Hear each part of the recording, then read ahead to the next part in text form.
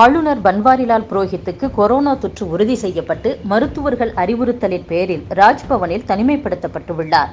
இதன் எதிரொலியாக ஆளுநர் மாளிகையில் நடக்கும் சுதந்திர தின வரவேற்பு நிகழ்ச்சி ரத்து செய்யப்பட்டுள்ளது. வாடிக்கையாளர்களுக்கு முழுமையான வங்கி சேவைகளை அளிக்க வேண்டும். இதற்காக வங்கி ஊழியர்கள் 100% அதாவது முழுமையாக பணிக்கு திரும்ப வேண்டும் என்று தமிழ்நாடு வங்கி நிர்வாக குழு உத்தரவிட்டுள்ளது.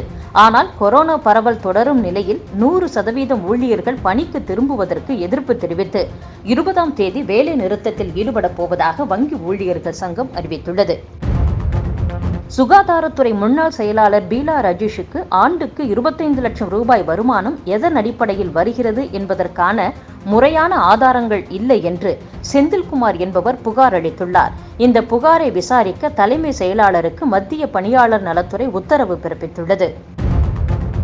மதுரை தெற்கு வாசல் பகுதியில் நேற்று முன்தினம் மூதாட்டி உமா என்பவர் நடந்து சென்றார்.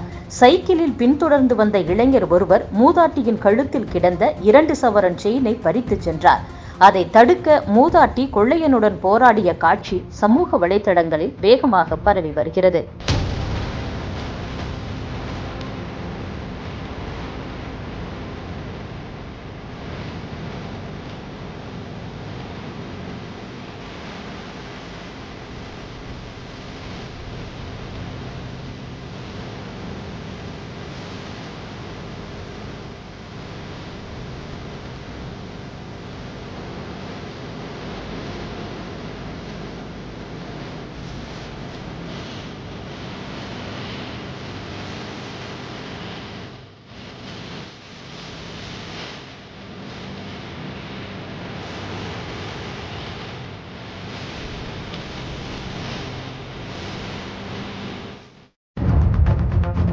சேலம் மாவட்டத்தில் 4 தாலுகாவிற்கும் காவிரி உபரி நீர் 0.555 டிஎம்சி தண்ணீர் மட்டுமே கொண்டு செல்லும் திட்டத்தால் மேட்டூர் பாசன விவசாயிகளுக்கு பாதிப்பு ஏற்படாது என உயர்நீதிமன்றத்தில் பொதுப்பணித்துறை தரப்பில் தெரிவிக்கப்பட்டுள்ளது.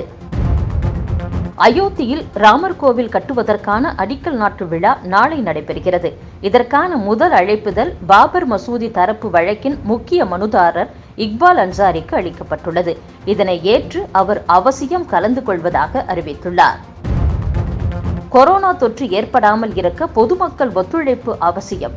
கொரோனாவை ஆரம்பகட்ட நிலையில் அறிந்தவுடன் சிகிச்சை மேற்கொண்டால் உயிரை பாதுகாக்கலாம் என்பதற்கு நான் உதாரணம்.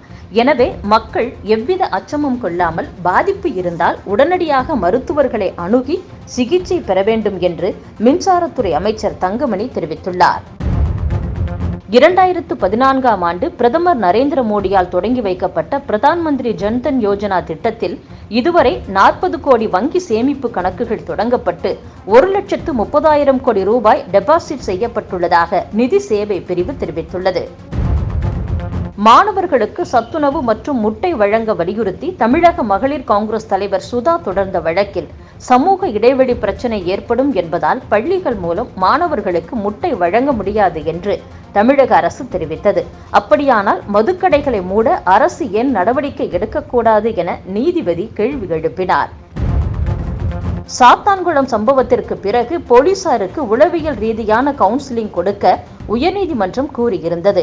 இதன் அடிப்படையில் போலீசாருக்கு தியானம், யோகா, கைதிகளை கையாளும் விதம் குறித்து தமிழ்நாடு முழுவதும் 238 மையங்களில் ஆன்லைன் மூலம் ஒரு நாளைக்கு 6000 பேர் வீதம் 1 லட்சம் பேருக்கு பயிற்சி அளிக்கப்படுகிறது.